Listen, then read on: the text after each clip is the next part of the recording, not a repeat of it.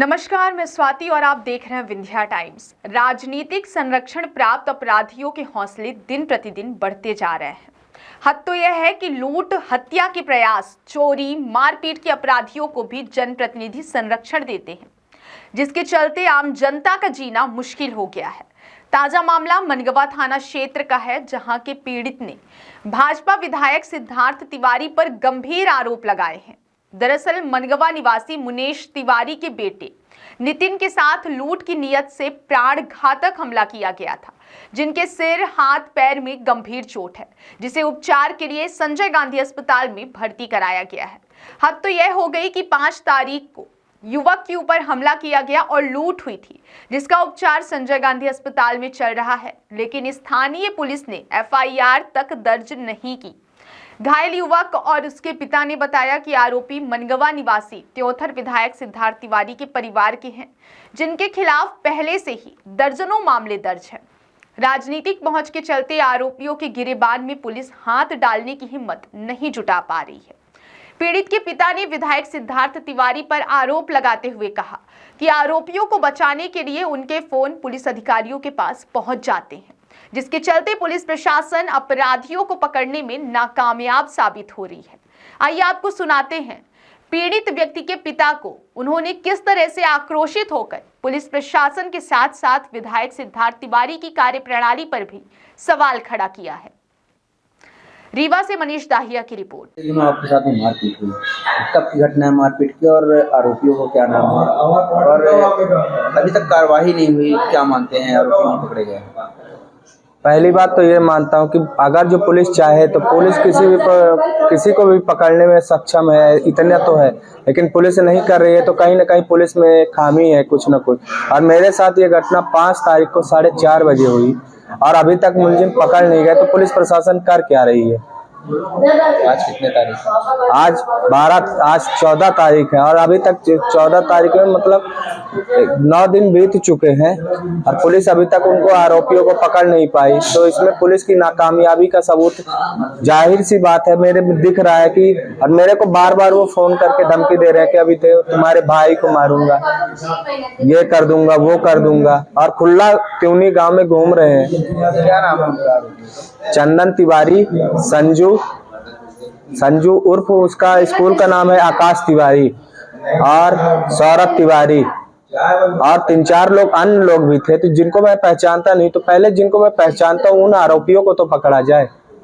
चोट कहाँ पे आई है? किस चीज से आपको मारा गया है?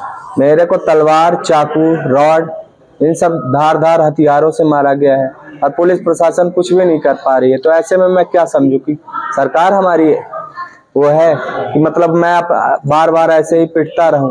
काम क्या करते हैं आप? मैं फ्लिपकार्ट का काम करता था, पार्सल डिलीवरी का। ये विवाद हुआ, किस बात को लेकर विवाद हुआ? क्या मेरा कोई विवाद नहीं था, वो मेरे से दारू के लिए पैसा मांग रहे थे। अब मैंने मना कर दिया कि मेरे पास कोई पैसा नहीं है, तो उन्होंने मेरे को मारा, वो भी सामने से आके तलवार से मारा मेरे को।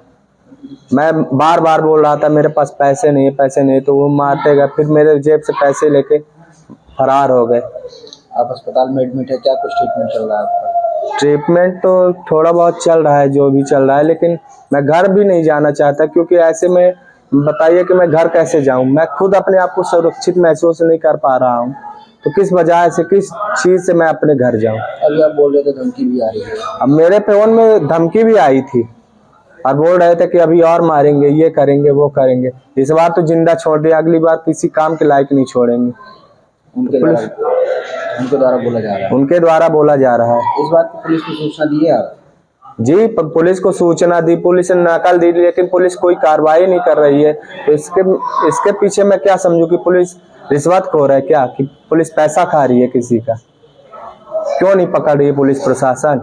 किस बात की, किस चीज का? उनका फोन नंबर दे दिया, फोटो दे दिया, सब कुछ दे दिया, गांव का नाम बता दिया, उनके पिताजी का नाम बता दिया। अब क्या चाहिए पुलिस को? क्या नाम है? मेरा नाम नितिन तिवारी है। चाहते क्या है आप? मैं ये चाहता हूँ कि कम से कम उनको ऐसी सजा मिले कि वो दोबारा ऐसी गुनाह करने की कोशिश ना करे। मेरे साथ ही नहीं, किसी के भी साथ करने की कोशिश ना करे। कोई भी लड़का कोई कमा रहा है, अपने पैर पे खड़ा हो रहा है, उसके साथ ऐसा करेंगे तो कब तक कोई शर्मसार ये घटना जो मेरे साथ हुई है वो किसी और के साथ ना हो।